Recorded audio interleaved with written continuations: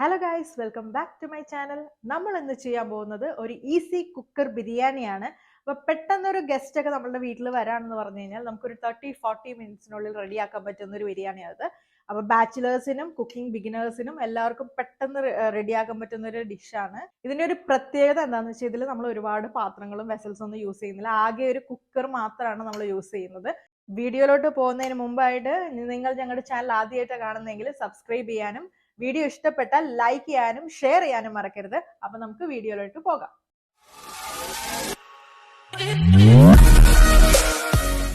നമുക്ക് ആദ്യം flame on ചെയ്യാം.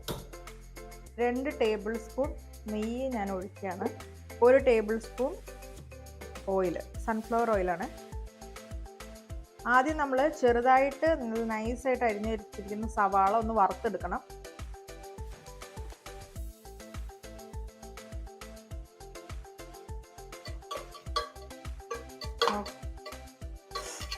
ഇത് നല്ലൊരു ഗോൾഡൻ ബ്രൗൺ ആകുമ്പോൾ നമ്മൾ കോരി മാറ്റി വെക്കുക. ഗാർണിഷ് ചെയ്യാൻ വേണ്ടിയിട്ടാണ് ഇത് നമ്മൾ ചെയ്യുന്നത്.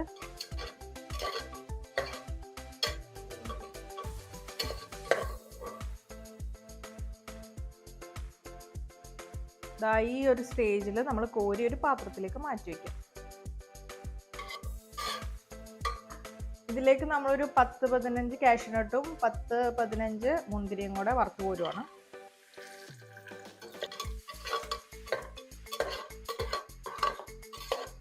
ഇതാ നമ്മുടെ മുന്തിരി ഇങ്ങനെ ബലൂൺ രൂപത്തിലാവുന്ന വരെ നമ്മൾ ഫ്രൈ ചെയ്യണം.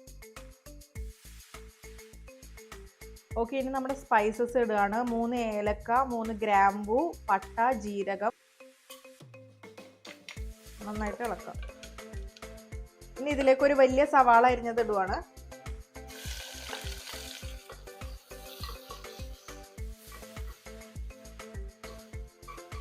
കുറച്ച് ഉപ്പ് നമുക്ക് ആഡ് ചെയ്ത് കൊടുക്കാം. സവാള നന്നായിട്ടൊന്ന് വാടട്ടെ.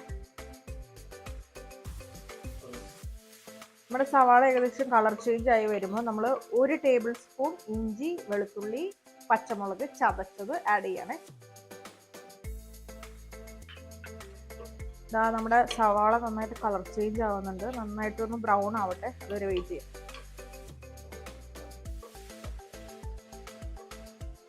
ഓക്കെ, നമ്മുടെ സവാള നന്നായിട്ട് ബ്രൗൺ കളർ ആയിട്ടുണ്ട്. നമുക്കിനി മസാലകൾ ആഡ് ചെയ്യാം. 1/4 ടീസ്പൂൺ മഞ്ഞൾപ്പൊടി, 1 ടീസ്പൂൺ മുളക് പൊടി, 1 ടീസ്പൂൺ മല്ലിപ്പൊടി, 1/2 ടീസ്പൂൺ ഗരം മസാല.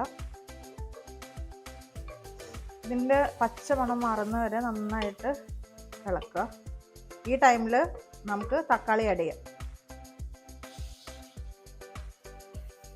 ഈ തക്കാളി വാടുന്നത് വരെ നമുക്ക് നന്നായിട്ട് ഇളക്കിക്കൊണ്ടിരിക്കാം. ഓക്കെ, നമ്മുടെ തക്കാളി നന്നായിട്ട് വാടിയിട്ടുണ്ട്. ഇനി 1 ടേബിൾ സ്പൂൺ കട്ട തൈരാണ് ഞാൻ ഒഴിക്കുന്നത്. ഇതൊരു 250 ഗ്രാം ചിക്കൻ ഞാൻ മഞ്ഞൾപ്പൊടിയും ഉപ്പും ഇട്ട് ഒരു 20 മിനിറ്റ് വെച്ചിരിക്കുന്നതാണ്. അത് നമുക്ക് ഈ കുക്കറിലേക്ക് ആഡ് ചെയ്ത് കൊടുക്കാം. നന്നായിട്ട് ഇളക്കി യോജിപ്പിക്കണം. നമ്മുടെ മസാലയൊക്കെ ചിക്കനിലേക്ക് നന്നായിട്ട് പിടിക്കട്ടെ. ഇതൊരു 5 മിനിറ്റ് നമുക്ക് ഒന്ന് വേവിക്കാം. നമ്മുടെ കുക്കറിൻ്റെ ഈ വിസിലുണ്ടല്ലോ, ഇത് മാറ്റിയിട്ട് തിരിച്ചു വെച്ചിട്ട് വേണം ഒന്ന് 5 മിനിറ്റ് വേവിക്കാം. ചിക്കൻ അടച്ചു വെച്ചിട്ട് ടോട്ടൽ 5 മിനിറ്റ് ആയി. ഇനി തുറക്കാം. ഞാൻ എടുത്തിരിക്കുന്നത് ഇവിടെ 250 ml 1 കപ്പ് ജീരകശാല അല്ലെങ്കിൽ കൈമ റൈസ് ആണ്. അത് ഒരു 30 മിനിറ്റ്സ് നന്നായിട്ട് സോക്ക് ചെയ്ത് വെച്ചിരിക്കുകയാണ് കഴുകിയതിന് ശേഷം. അപ്പോൾ ഈ റൈസാണ് ഞാൻ എടുക്കുന്നത്. 1 കപ്പിന് നമ്മൾ ആഡ് ചെയ്യേണ്ടത് 2 കപ്പ് വെള്ളമാണ്. ഓക്കെ, അപ്പോൾ ഞാൻ 2 കപ്പ് വെള്ളം എടുത്തിട്ടുണ്ട്. അപ്പോൾ ഈ കുക്കറിലേക്ക് നമുക്ക് 2 കപ്പ് വെള്ളം ആഡ് ചെയ്യാം.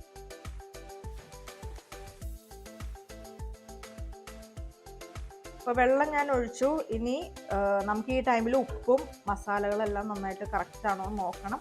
ഉപ്പ് നമ്മൾ എപ്പോഴും ഇത്തിരി കയറ്റിയിടുക, റൈസിൽ വരുമ്പോൾ കറക്റ്റ് ആയിക്കോളും. ഇനി നന്നായിട്ട് തിളക്കണം. അപ്പോൾ നമ്മൾ ഈ കുക്കറിൻ്റെ മൂടി വെച്ചിട്ട് വീണ്ടും ഒന്ന് അടച്ചു വെച്ചിട്ട് നന്നായിട്ട് തിളപ്പിക്കാം. നമുക്ക് ലിഡ് ഓപ്പൺ ചെയ്യാം. നന്നായിട്ട് തിളച്ചു. ഇത് കൈമ റൈസാണ് ഞാൻ ആഡ് ചെയ്യുന്നത്. നിങ്ങളുടെ കയ്യിൽ ബസ്മതി റൈസ് ആണെങ്കിൽ നിങ്ങൾക്ക് അത് ആഡ് ചെയ്യാം. കൈമ റൈസ് തന്നെ വേണമെന്നൊന്നുമില്ല.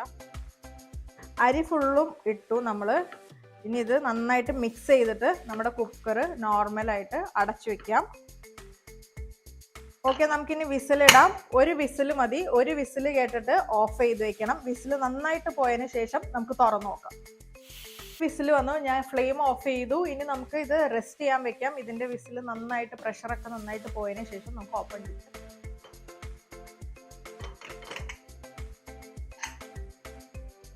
നന്നായിട്ട് ഇളക്കി കൊടുക്കുക. ഇനി എന്നിട്ട് നമുക്ക് നേരത്തെ എടുത്ത് വെച്ച് ഗാർണിഷ് ഒക്കെ ആഡ് ചെയ്യാം. ഓക്കെ ഗൈസ്, നമ്മുടെ ഈസി ചിക്കൻ ബിരിയാണി ഇവിടെ റെഡിയാണ്. നിങ്ങൾ എല്ലാവരും ഈ റെസിപ്പി ട്രൈ ചെയ്യണം. അതുമാത്രമല്ല, ഈ വീഡിയോ ഇഷ്ടമാണ് ലൈക്ക് ചെയ്യാൻ മറക്കരുത്. അപ്പോൾ നെക്സ്റ്റ് ഒരു വീഡിയോ വരുന്നവരെ ബൈ ബൈ.